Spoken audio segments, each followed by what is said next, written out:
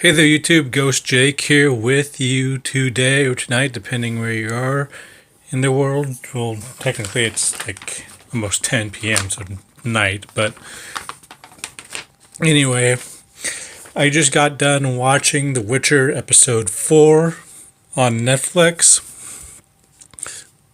Excuse me. And so we're going to do a review on episode 4 of The Witcher. Now, this episode pretty much opens up exactly where episode 3 ended. It opens up with Ciri walking into the forest, and she stumbles upon this forest, and she finds she's still in the woods, and she stumbles upon this forest. She meets these tribal people, and it turns out and they tell her that she's in Broccolin Forest. I probably just butchered that.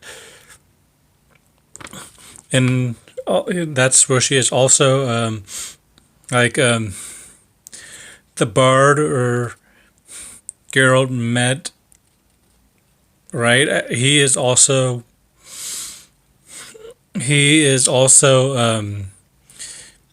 back at this tavern house or tavern or wherever he is, talking about stories about about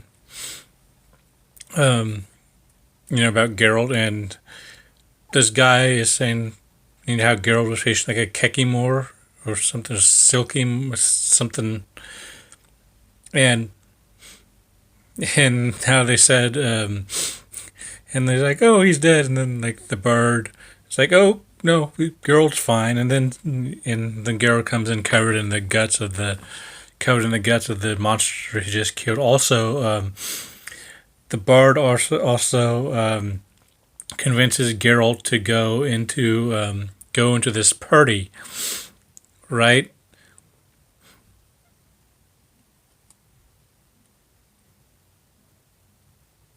Goes to this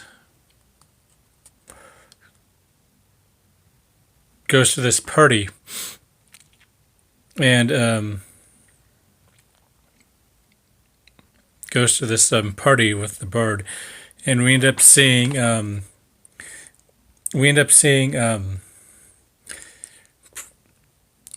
Croc from The Witcher 3 and Skellige for a little while, and Geralt ends up talking to this guy named Mousak.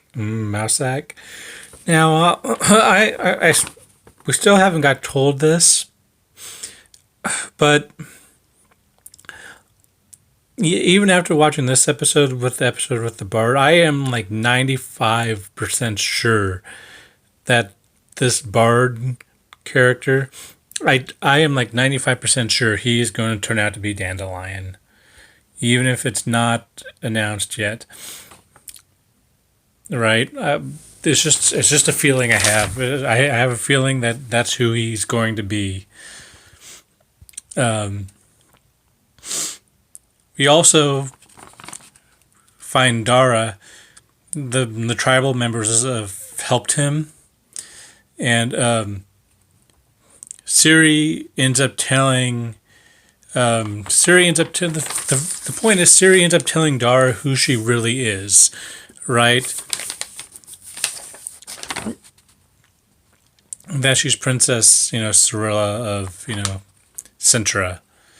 And then Dara is really shocked by that and really, and kind of really mad because apparently, for Dara's his people, the elves he's with, apparently Cintra's queen, is the one who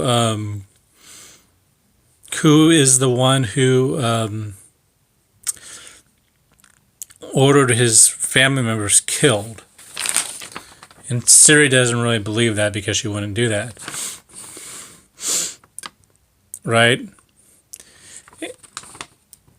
Also,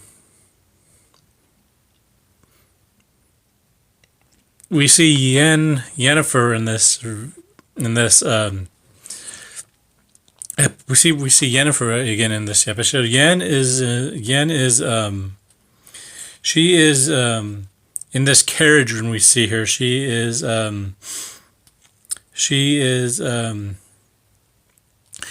talking to the people she's supposed to help, help guard. Right, and then all of a sudden, the carriage is attacked. The carriage is attacked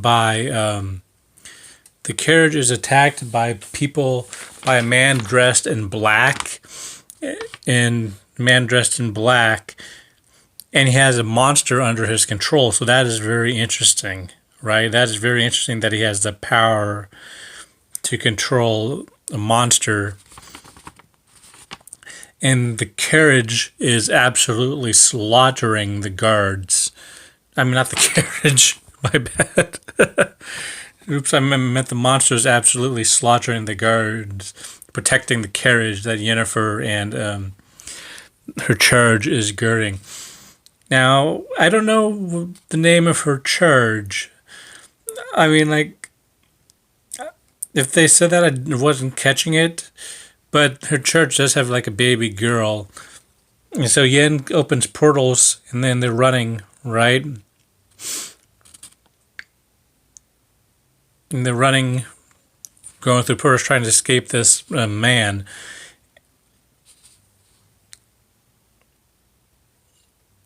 And it turns out that Yen tells the person she's charging that, he's not some bandit or whatever. He's actually an assassin hired to kill you. And Yen thinks it's because, he's hired to kill her because apparently she can't have a boy for the heir of Nilfgaard. Now, another thing with this episode is really good, but another thing with this episode is Geralt, Geralt spent a lot of the time at this party, right, with the bard and Musak and everyone else, and the queen, and right. But anyway, back at the party, Geralt, is talking to everyone, and where am I on my notes? Okay, yeah, back at the party, the queen is having her daughter, the princess,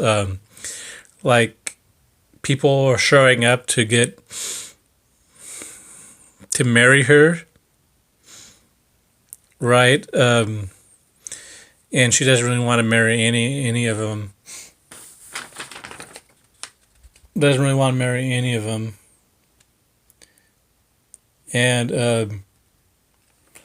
one of the last people that come in to ask for the princess's marriage, he's like, "Oh, I can't take this helmet off." Excuse me, why am I yawning? Jeez. But tells the princess, you can't take his helmet off until the 12th bell rings. And when the people say, "Oh, nonsense," just rips his helmet off. And it turns out that this knight, is actually a monster in disguise. And Geralt doesn't think he's a monster at all. Geralt thinks he is a knight cursed. And the monster starts fighting the guards, but the monster says something very interesting though. He says he lists the law of surprise, and once he does that, Geralt actually helps the monster fight the guards, and then the queen tells the guards to kill Geralt and the monster both. Right, and now we are. and they're fighting, and it's a pretty nice, fight scene between all the guards and Geralt, and then the queen eventually tells tells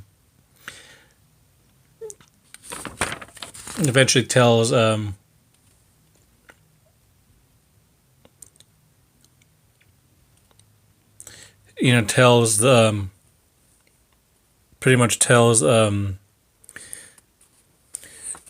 to stop fighting. Now we're going to go back to Yennefer. Now her charges after portaling for so much, Yennefer pretty much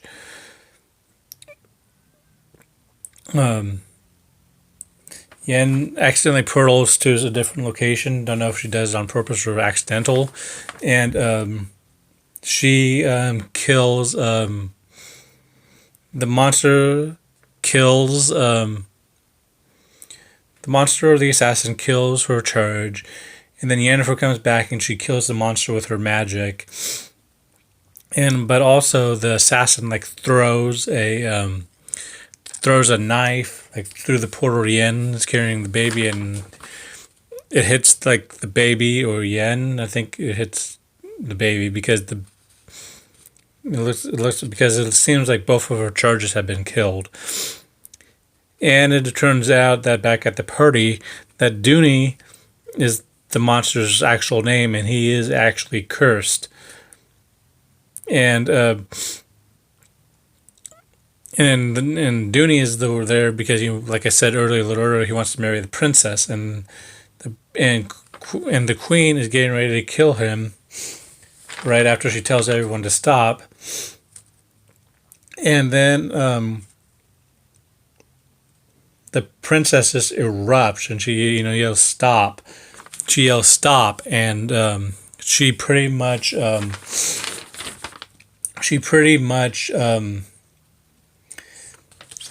magic, and it's kind of a really cool scene because everyone's getting knocked back with the power of her magic, and then everyone is and then her and Dooney are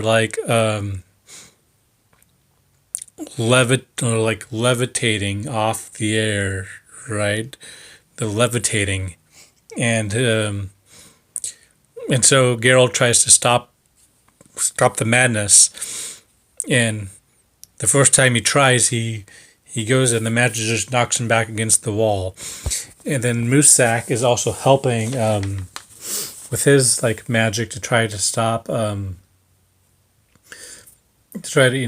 And then we see Geralt take a potion, right? A Witcher's potion, which I'm pretty sure it is one. And to me, it looks, I don't know which potion it is. The only one I can think of from the games is it kind of looks like the swallow potion, but I'm not entirely sure on that. Right. And then Geralt ends up stopping him. He uses the Ardred sign once he breaks through the barrier of the magic, and knocks him onto the ground, and knocks him onto the ground. Right. And it turns out that the queen's name is Calanthea. I think I might have said that wrong,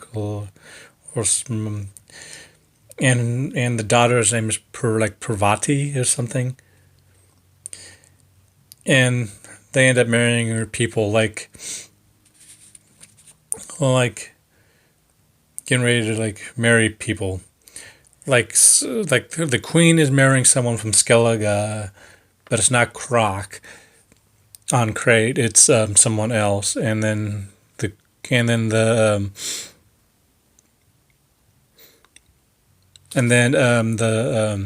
princess is going to marry Dooney, right? But here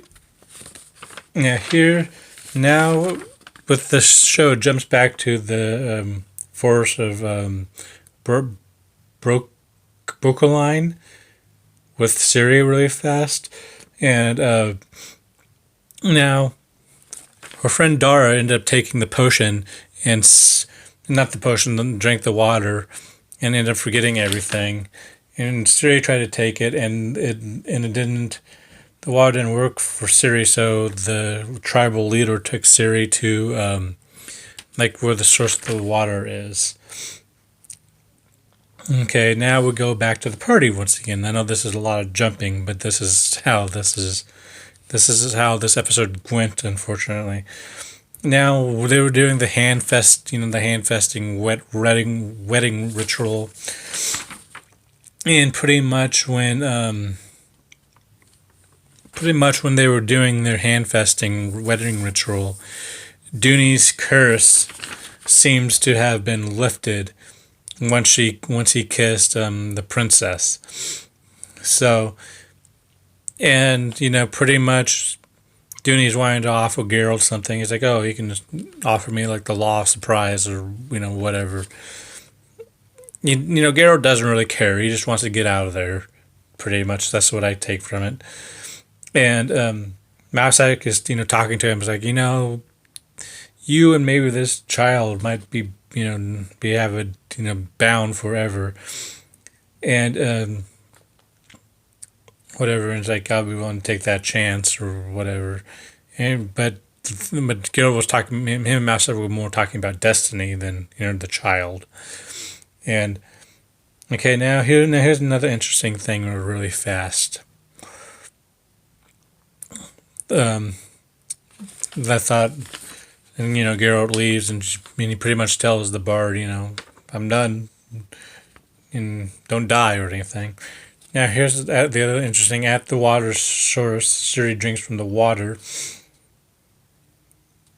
Oh wait, I forgot one thing.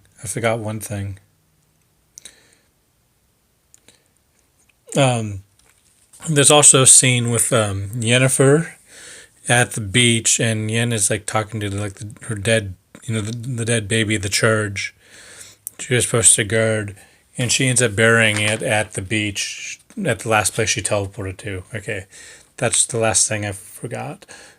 Okay, now back to where I was. Ciri drank from the water source. It was like the tribal leader cut from this tree, and then Ciri drank from the water there. And now here's the interesting thing. Ciri either had a vision or she teleported. I'm pretty sure it's a vision. And, right? Because you can tell the water didn't work on her again. And, she just appears in this desert. And you can see the tree in the background. Right, and it appears that, like I said, it appears she's either teleported or she's having a vision of the past, the present, or the future, one of the two. But you can see the tree she drank the water from in the background, and I think it's the tribal leader saying, "Who are you, or what are you?" Okay, now here's one final thing before the episode ends. We see Nilfgaard. Right, they're performing this ritual with some of their mages, even though it doesn't look like it's Yen, because Yen's not there. And they find Ciri's grandmother, the Queen of Centra, and she pretty much, they do this ritual where she cuts her skin off, and they eat it, and they eat her skin, and then she kills the person who ate the skin, does this ritual with the guts, and she tells that Ciri is in the forest, Ciri's in the forest in Broccolon Forest. Now, what did I think of this episode? I thought this episode was really good. I hope you guys like it as well. See you guys tomorrow for episode 5. This is Ghost Jake signing out. Later.